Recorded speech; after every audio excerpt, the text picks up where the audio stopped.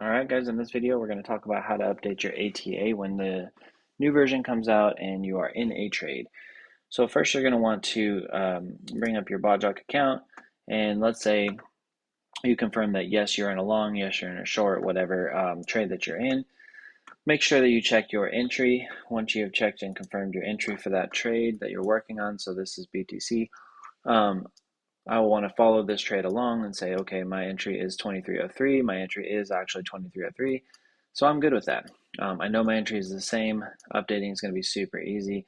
Even when you're in the trade, as long as the trade looks the same exact way, when you bring it back, it's going to, you can just bring it back and turn it on. So we want to mark this time 7:50 at the 24th. So we're going to go ahead and do the same process. Hit the check mark. You're going to hit the save button. Hit this button, reloads it. You're going to open this back up and you're going to pick on the one that you want to load, botjock@gmail.com, ATA, that is your Botjock email. We load this sucker back and we're going to give it a minute to populate.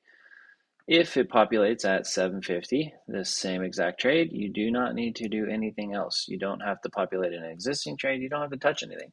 You just simply go in, create the alert, and you are updated. You can find that if you're updated by checking the version up top here to ensure you have the correct version. If you do not have the correct version and you went through those steps, you may have to close the layout and load it. You may also have to actually close your entire trading view and load it back. Sometimes if you've been logged in for too long, they like to have you reset.